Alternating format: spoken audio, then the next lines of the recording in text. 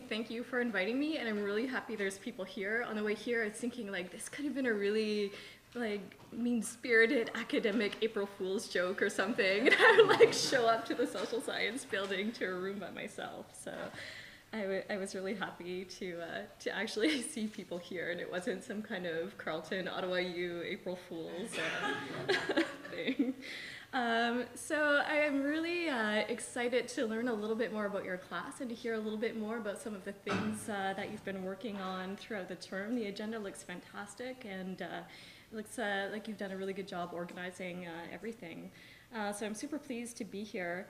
So today I'm going to talk a little bit about open government, which is the area that I've been researching, I guess, probably most intimately for the past, I don't know, maybe 7 years or so. And I wasn't sure kind of what aspect of this to focus on when I initially got this request. So hopefully it's not overly rambling and super general. Also not quite sure what you've talked about already with regards to open government in the context of your class. So if I'm kind of repeating things that you've already looked at, definitely let me know. So I thought what I would do would be to touch a little bit about what open government means in the contemporary context, and then I would spend the bulk of my time focusing on the open government partnership. And so I'm not really sure if I have necessarily an argument per se, but more kind of maybe a series of broad arguments or observations related to the impact of the Open Government Partnership, or the OGP, not to go on with acronyms, on national governance. So I guess though, if I did have to try to think about what the potential argument could be here, it would be just broadly speaking that the OGP, the Open Government Partnership, is providing a framework for openness. It's providing a framework for activism within the context of openness. But you know, that framework has been a little bit limited in what it's realized over the course of the first 5 years of the Open Government Partnership. And it's also being realized differently across regions and across cultures. So open government, I guess I'll just start by acknowledging, is really is a bit of a tip of the iceberg when it comes to open practices or movements towards openness. So, you know, I see many other aspects of openness and access reflected on the agenda that you've put together for today. So I think that will stimulate a lot of discussion around the various aspects of openness and access.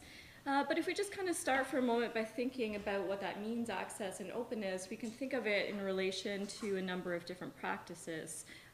Certainly much beyond open government itself. So we can think of things like open source, we can think of things like open hardware, open standards, the Creative Commons, remix culture as well, open data, open contracting, and open government. And really that's probably many more things that we could add to that list. So each of these things definitely have their own histories, and while the contemporary discussions that we tend to have today about all of these things tend to be really heavily intertwined with technology and with technological innovation. The practices themselves, so I have to say, have much longer histories that predate a lot of the technologies that we tend to associate with them today.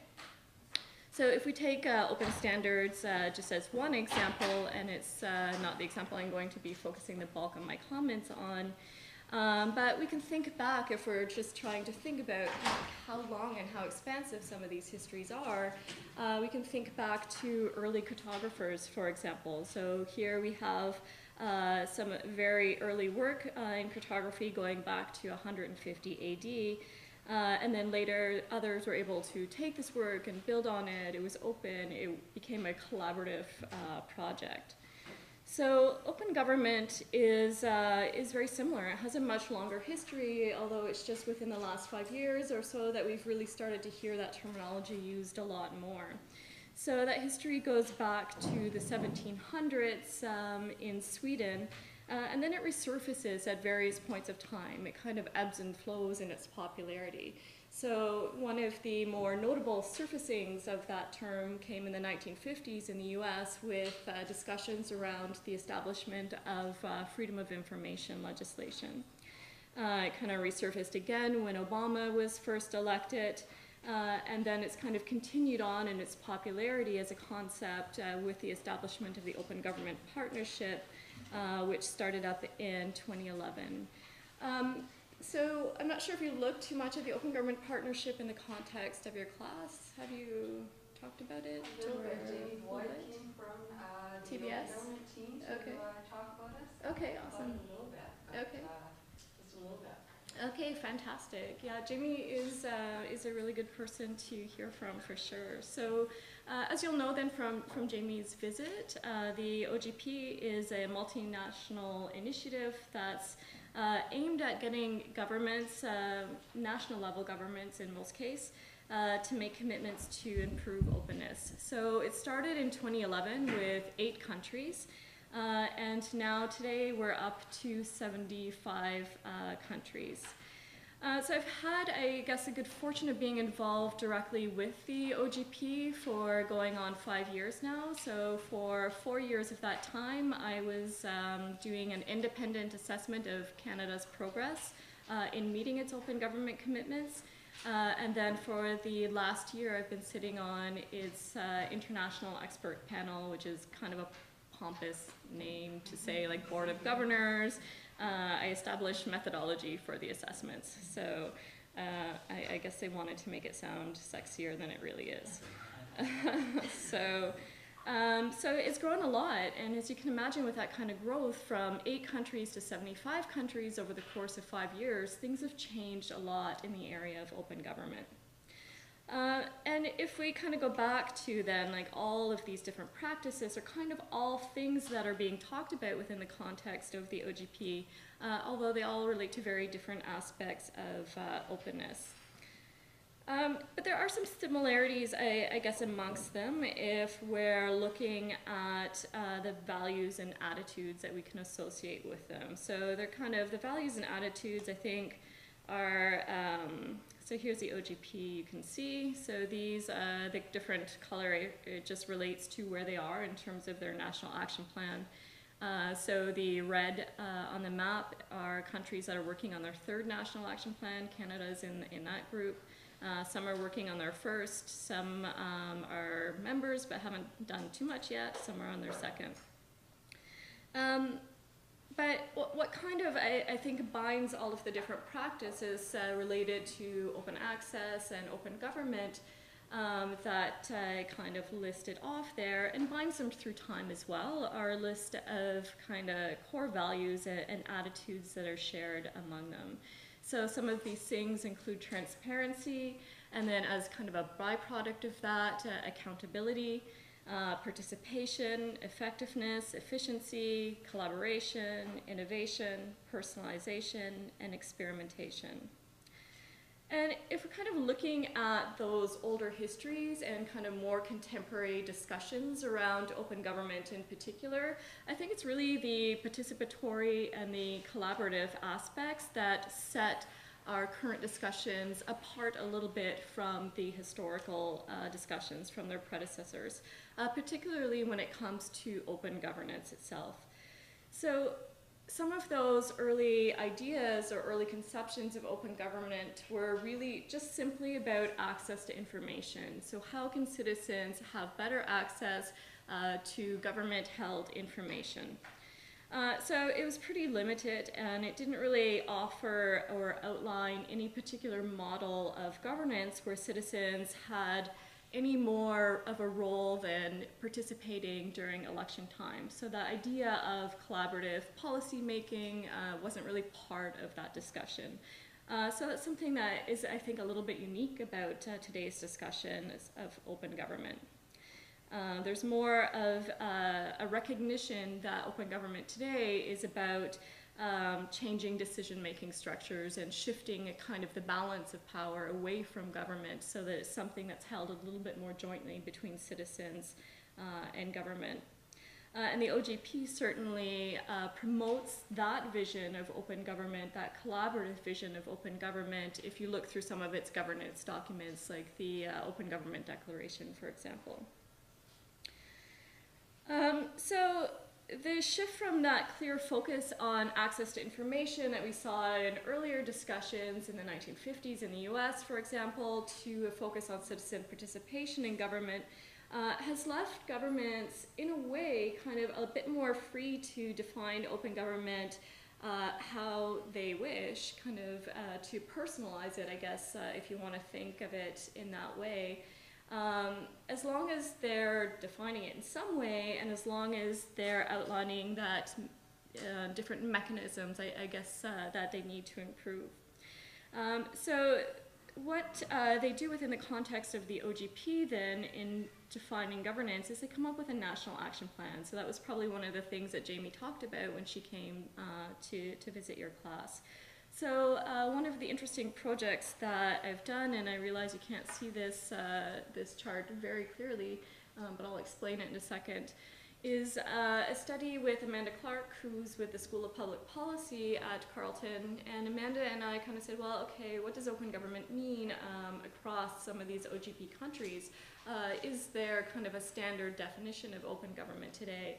So we took a bunch of different action plans from different geographical regions. So you can see we have Canada, that one you can't really see too well, but it's Azerbaijan, Brazil, Kenya, the Netherlands, the UK, and the US.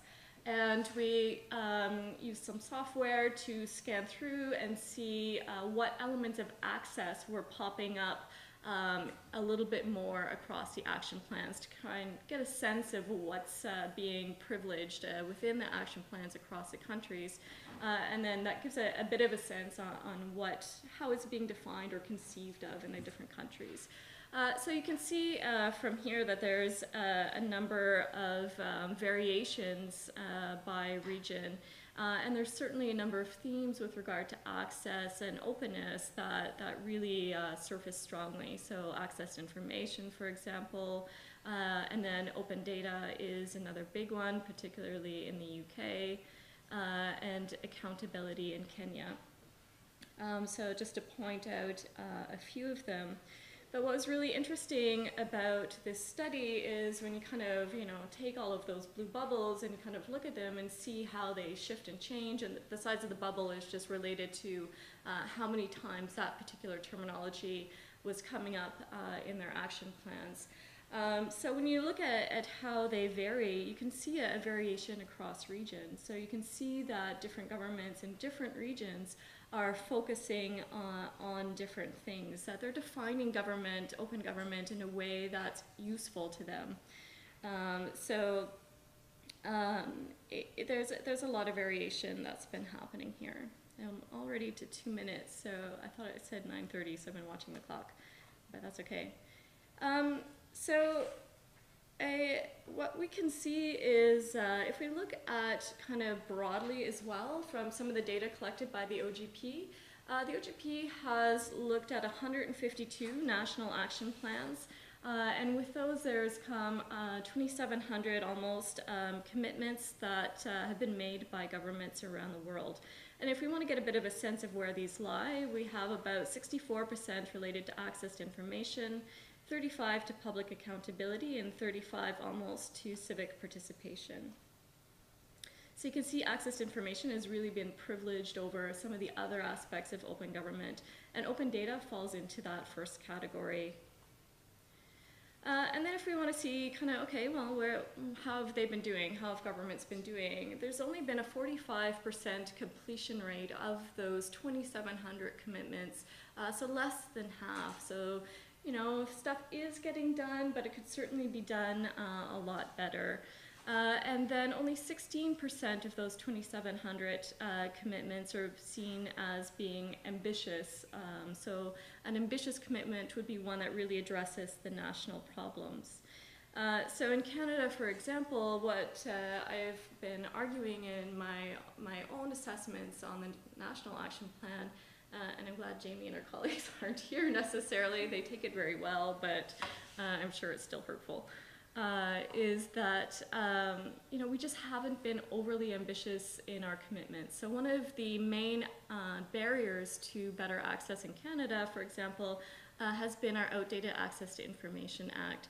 And this is something that kind of across the board, people have been saying like, okay, we got to start with this, we got to start with this, we got to start with this, and it just hasn't been changing. So the first two action plans were more about modernizing its administration. So now you can request your access, you put your access request online, you can pay your $5 electronically.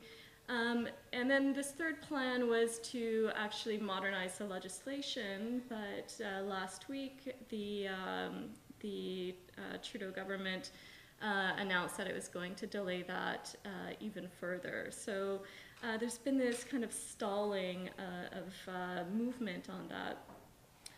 And I guess just to finish off, some of the other things that need to be looked at is that we have to move beyond, in the next 5 years of the OGP, that low completion number. So we have 45% of commitments that are actually getting completed. So why is that? Is that they're not clear enough? Is that there's no resources attached to it, which has certainly been the case in the Canadian context. And then the engagement bit has also fallen off largely. So there's been a real privileging of open data commitments, for example, over commitments that are really meant to establish better engagement practices. And then also, I guess, kind of one of the four things that I would say need to be looked at a little bit more is establishing commitments and action plans that are really problem-oriented. So one of the things that we've certainly seen in Canada, and we've seen across other OGP countries as well, is that these national action plans really become a mixed bag of stuff where they try to find, governments try to find commitments that reflect work that they're already doing because they don't want to give any more resources to open governance in general. And so they just kind of throw in a bunch of stuff that they're already doing. Those things aren't really addressing a problem. So I know that the two discussions following me are related to open data, and maybe that will come out a little bit there. But putting up an open data portal or having a commitment saying we're going to do an open data portal isn't particularly useful unless you've established why you actually need to have a portal. So, it's not just let's throw a bunch of data sets up there, but why are you doing that? So the OGP has kind of been self-reflecting a little bit on what's been happening over the first 5 years and has acknowledged that problem-orientated commitment construction has been missing and is kind of one of the things that has to be worked on moving forward. So I think I've gone over my time like a good academic, and I will leave it there and